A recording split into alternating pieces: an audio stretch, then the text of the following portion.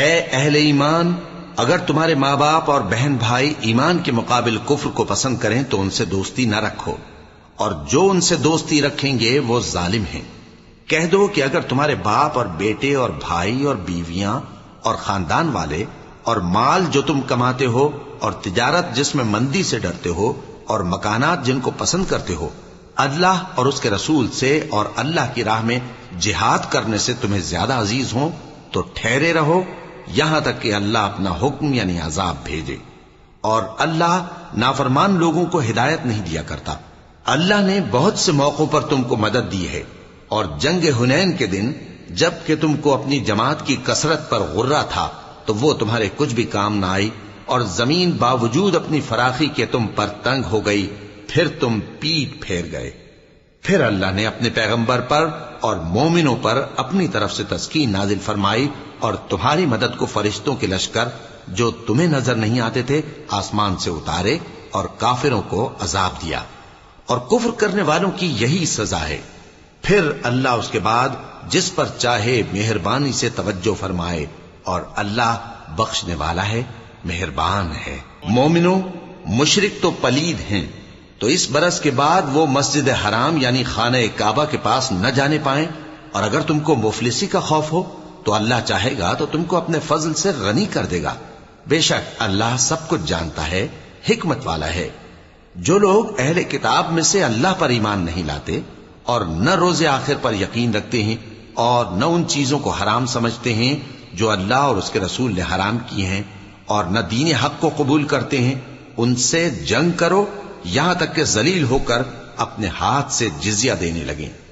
اور یہود کہتے ہیں کہ عزیر اللہ کے بیٹے ہیں، اور عیسائی کہتے ہیں کہ مسیح اللہ کے بیٹے ہیں۔ یہ ان کے منہ کی باتیں ہیں، پہلے کافر بھی اسی طرح کی باتیں کہا کرتے تھے، یہ بھی انہی کی ریس کرنے لگے ہیں۔ اللہ ان کو ہلاک کرے، یہ کہاں بہکے پھرتے ہیں۔ انہوں نے اپنے علماء اور مشائخ اور مسیح ابن مریم کو اللہ کے سوا معبود بنا لیا، حالانکہ ان کو یہ حکم دیا گیا تھا کہ معبود واحد کے سوا کسی کی عبادت نہ کریں، اس کے سوا کوئی معبود نہیں، اور وہ ان لوگوں کے شریک مقرر کرنے سے پاک ہے۔ یہ چاہتے ہیں کہ اللہ کے نور کو اپنے منہ سے پھونک مار کر بجھا دیں، اور اللہ اپنے نور کو پورا کیے بغیر رہنے کا نہیں، اگرچہ کافروں کو برا ہی لگے۔ وہی تو ہے جس نے اپنے پیغمبر کو ہدایت اور دین حق دے کر بھیجا تاکہ اس دین کو دنیا کے تمام دینوں پر غالب کرے، اگرچہ کافر ناخوش ہی ہوں۔ مومنوں، اہل کتاب کے بہت سے عالم اور مشائخ لوگوں کا مال ناحق کھاتے اور ان کو اللہ کی راہ سے روکتے ہیں، اور جو لوگ سونا اور چاندی جمع کرتے ہیں اور اس کو اللہ کے راستے میں خرچ نہیں کرتے، ان کو اس دن کے عذاب علیم کی خبر سنا دو، جس دن وہ مال دوزخ کی آگ میں خوب گرم کیا جائے گا، پھر اس سے ان بخیلوں کی پیشانیاں اور پہلو اور پیٹھیں داغی جائیں گی، اور کہا جائے گا کہ یہ وہی ہے جو تم نے اپنے لیے جمع کیا تھا، سو جو تم جمع کرتے تھے اب اس کا مزہ چکھو۔ اللہ کے نزدیک مہینے گنتی میں 12 ہیں، اس روز سے کہ اس نے آسمان اور زمین کو پیدا کیا۔ اللہ کی کتاب میں سال کے 12 مہینے لکھے ہوئے ہیں، ان میں سے 4 مہینے ادب کے ہیں، یہی دین کا سیدھا رستہ ہے۔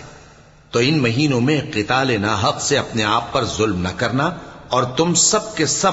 مشرکوں سے لڑو جیسے وہ سب کے سب تم سے لڑتے ہیں، اور جان رکھو کہ اللہ پرہیزگاروں کے ساتھ ہے۔ ادب کے کسی مہینے کو ہٹا کر آگے پیچھے کر دینا کفر میں بڑھ جانا ہے،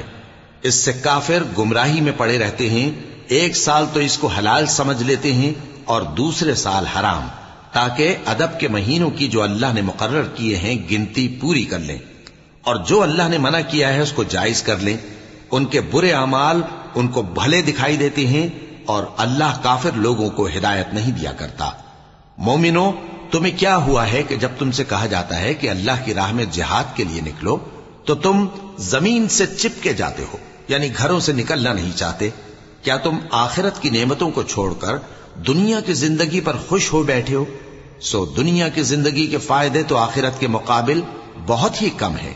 اگر تم نہ نکلو گے تو اللہ تم کو بڑی تکلیف کا عذاب دے گا، اور تمہاری جگہ اور لوگ پیدا کر دے گا، اور تم اس کو کچھ نقصان نہ پہنچا سکو گے، اور اللہ ہر چیز پر قدرت رکھتا ہے۔ اگر تم پیغمبر کی مدد نہ کرو گے تو اللہ ان کا مددگار ہے۔